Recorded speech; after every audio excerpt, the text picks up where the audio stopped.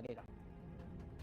या बहुत थकावट थी, स्कूल से आया, मैंने 4 घंटे की 2 क्लासेस करी, आई एम टू टायर्ड, अब मैं होमवर्क करने का मन नहीं कर रहा। एक्चुअली में तूने 4 घंटा पढ़ा ही नहीं, झूठी तसल्ली दे ली, क्योंकि तेरी शरीर थक गई। तूने जिस समय पढ़ना था फुल कंसंट्रेशन से, उस समय तूने बकैती कर दी। तेरे लिए 4 घंटा हो गया टाइम के हिसाब से कि तूने पढ़ा, लेकिन एक्चुअली में कंसंट्रेशन की अगर मैं बात करूं ना, तूने नहीं पढ़ा। और ये जो खोखलापंती थी ना, 1 सेकंड इधर बात कर लेता हूं, 1 मिनट इधर बात कर लेता हूं, 1 मिनट ये नोटिफिकेशन देख लेता हूं, बिलीव मी, इसी की वजह से आपकी रैंक खराब होती है। जिसका सिलेक्शन नहीं हुआ ना, एक बार जाकर के बात कर लीजिएगा, बात कर लीजिएगा, दर्द तो आपको तब पता लगेगा। जिस रास्ते पर चल रहे हो ना, अगले साल आप कमेंट लिखते हुए मिलोगे कि सर हमारा 11th खराब हो गया, अब हमें 12th पर ध्यान देनी है या 11th पर, 2 नाव हो जाएंगी। मन मार करके लोन लेकर के हो सकता है वो कॉलेज की फीस आपकी भर दे, भर दे। कईयों के पेरेंट्स भर देते हैं, बच्चे को ऊपर लोड नहीं आता, चलो ठीक है हम कर देंगे बेटा, हो जाएगा आपका एडमिशन। तू दूसरी साइड जब आएगा ना, जब तू पेरेंट बनेगा, तेरा बच्चा ऐसा करेगा ना, तब तेरे को समझ आएगा कि भाई क्या पेन दिया था मैंने। It's not about the hours. ऐसा नहीं है कि जो पढ़ने वाला बच्चा उसने 24 में से पता नहीं कितने घंटे पढ़ दिए और ना पढ़ने वाले ने कुछ नहीं पढ़ा, ऐसा नहीं होता है। जिसकी सिलेक्शन नहीं होती ना, वो भी 10-11 घंटे खींच रहा होता है, और जिसका सिलेक्शन हो रहा होता है वो भी कहीं ना कहीं इंसान ही है भाई। झूठ बोलेगा तो 16-17 घंटे बोल देगा कि भाई मैं 16-17 घंटे 10 साल से पढ़ रहा हूं, नहीं हो सकता, लेकिन ठीक है बोल दिया। 4-5 घंटे का डिफरेंस, ऐसा नहीं होता है। लिटरली मैं बता रहा हूं, जो कंसंट्रेशन का टाइम होता है ना, 10 घंटा जो उसने भी पढ़ा होगा अच्छे वाले बच्चे ने, वो 10 घंटा मींस 10 घंटा पढ़ाई, कोई बहुत बड़ा डिफरेंस नहीं होता है। अगर आप ये जो माइनर, जो आपका कंसंट्रेशन इधर उधर भाग रहा है, किसी से बात कर लेता हूं, ये पूछ लेता हूं, लिटरली बता रहा हूं, this is the hardcore reason जिसकी वजह से बच्चा रैंक नहीं निकाल पाता है। आप और ज्यादा करोगे और पीछे चले जाओगे, जो बिल्कुल नहीं करेगा सिलेक्शन नहीं जाएगा। लिटरली बता रहा हूं, this is the real difference. It's not about the teacher. तुम्हें लगता है XYZ टीचर से पढ़ लूंगा मेरा सिलेक्शन हो जाएगा, करके देख लो, करके देख लो। आपके लिए बहुत सारे मोटिवेशन फैक्टर्स हो सकते हैं, लेकिन सबसे पहले प्लीज एक बार अपने पेरेंट्स की तरफ देख लीजिएगा, प्लीज। मैं ये नहीं कह रहा हूं कि आप बहुत अच्छा डॉक्टर बनेंगे तो कुछ होगा लाइफ में, बिल्कुल नहीं। मैं इंजीनियरिंग वाले बच्चों को भी कहता हूं, भाड़ में गया IIT, भाड़ में गई डिग्री।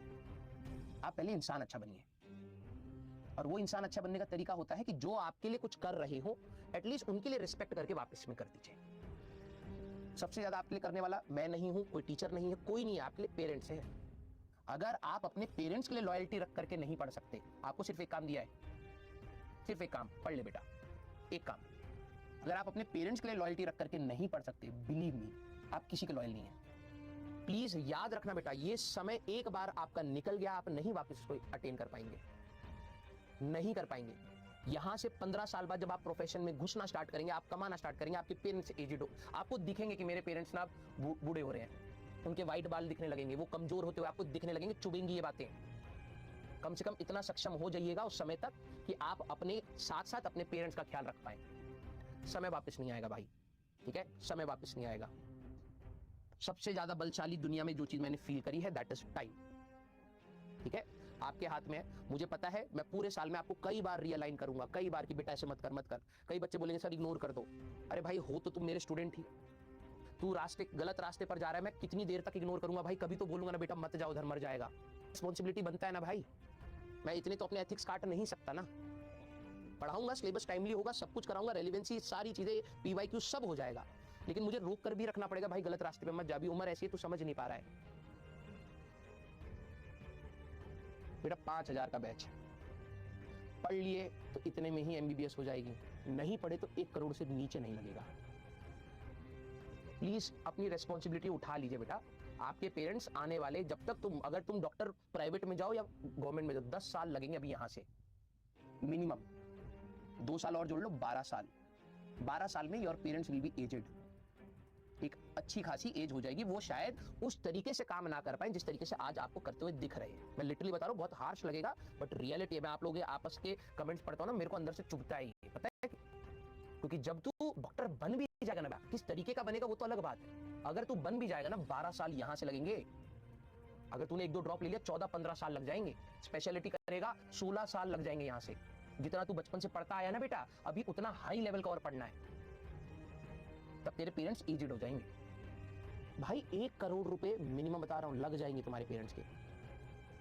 जिंदगी निकल जाती है, लोग नहीं कमा पाते हैं 1 करोड़ रुपए, बैंक में नहीं होते हैं। तुम्हारे पेरेंट्स तुम्हारे लिए स्ट्रगल कर रहे हैं, 1 करोड़ लग जाएगा भाई, 1 करोड़। समझ रहे हो कितना होता है? तुम्हारे पेरेंट्स के पास ना अभी पैसे नहीं होंगे, 1.5-2 साल में भी शायद नहीं होंगे। तुम ऐसे प्रोफेशन में जा रहे हो, इफ यू मिस, लिटरली बता रहा हूं करोड़ों में जाओगे। जब आपकी क्लास, जितने भी सीरियस बच्चे हैं, आपको लग रहा होगा सर आपने 5 मिनट क्यों बोला, क्योंकि मैं आपको बता देता हूं। पिछली क्लास के जरा एक बार कमेंट सेक्शन खोलना, जब क्लास खत्म होती है तब के कमेंट सेक्शन क्या होता है, और 1 दिन बाद का कमेंट सेक्शन, 4 घंटे बाद का कमेंट सेक्शन कैसा होता है एक क्लास के उसमें। I feel the difference. मेरी वो रेस्पॉन्सिबिलिटी है। तुम कमेंट करके चले जाते होगे, लेकिन मैं देखता हूँ कि क्लास खत्म होने के बाद मैंने बच्चों को बोला कि यार पूरा फोकस के साथ मुझे बताइएगा, हम इंप्रूवमेंट करेंगे, हम कुछ ना कुछ और सीखेंगे, हम कुछ करेंगे, नीट हमें पहली बारी में ही निकालना है। 4 घंटे तक ठीक है, उसके बाद फिर बैक ऑन ट्रैक, आपस में कुछ ना कुछ स्पैमिंग एंड ऑल। उसका दर्द होता है भाई। पढ़ाए तो सबको है ना, फिर कुछ बच्चे सिलेक्ट हो जाएंगे, फिर ये चिल्लाते हैं कि सर हमारे साथ क्यों नहीं खड़े हो, आज हमारा सिलेक्शन नहीं हुआ। अरे भाई तुम्हारे साथ भी खड़े थे, तुमने बस कदर नहीं करी उस समय। और अगर काबिलियत नहीं बनाओगे ना बेटा, तो कैसे झेलोगे, कैसे अपने पेरेंट्स का ख्याल रखोगे?